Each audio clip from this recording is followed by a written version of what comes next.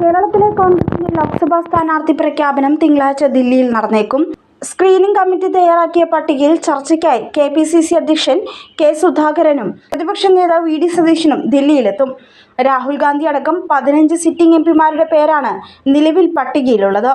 ഇന്നലെ രാത്രി വൈകി തിരുവനന്തപുരത്ത് കോൺഗ്രസ് നേതാക്കൾ യോഗം ചേർന്നിരുന്നു.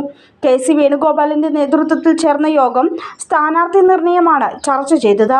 ആലപ്പുഴ, കണ്ണൂർ, വയനാട് സീറ്റുകളിൽ അന്തിമ തീരുമാനമായിട്ടില്ല. വയനാട്, കണ്ണൂർ, ആലപ്പുഴ സീറ്റുകളിലും ആശയക്കുഴപ്പം തുടരുകയാണ്.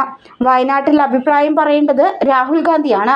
പക്ഷേ ഇന്ത്യ സഖ്യത്തിന്റെ ഭാഗമായ CPIക്കെതിരെ രാഹുൽ മത്സരിക്കുന്നതിലെ വൈരുദ്ധ്യങ്ങൾ ചൂണ്ടിക്കാണിക്കപ്പെടുന്ന പശ്ചാത്തലത്തിൽ അന്തിമ തീരുമാനം ആലോചിച്ചാകും. തെറ്റില്ലെന്നാണ് നിലവിലെ കോൺഗ്രസിന്റെ അഭിപ്രായം. രാഹുൽ മത്സരിക്കുമെന്ന ആത്മവിശ്വാസത്തിലാണ് നേതൃത്വം. കണ്ണൂരിൽ സുധാകരനുണ്ടെന്നും ഇല്ലെന്നും പ്രചരിക്കുന്നുണ്ട്.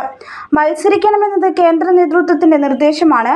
KPCC പ്രസിഡന്റ് സ്ഥാനം ഒഴിയേണ്ടി വരുമെന്നതിനാൽ സുധാകരന് നേരിയ വിമുഖതയുണ്ട്.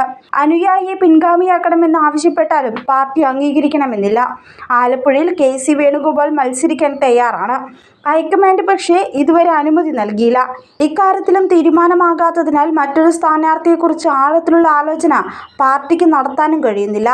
പത്തനംതിട്ടയിൽ ആന്റോ ആന്റണിയും മാവേലിക്കരയിൽ കൊടിക്കുന്നിൽ സുരേഷും വീണ്ടും മത്സരിക്കുന്നതിലും പാർട്ടിയിൽ ഭിന്നാഭിപ്രായമുണ്ട്. 9 തവണ മത്സരിച്ച കൊടിക്കുന്നിലിനെ മാറ്റുന്നതാകും നല്ലതെന്നാണ് ഒരു വിഭാഗം നേതാക്കളുടെ അഭിപ്രായം. ജയസാധ്യത ചൂണ്ടിക്കാട്ടി പത്തനംതിട്ടയിൽ ആന്റോ ആന്റണിക്കും കുരുക്കുണ്ട്.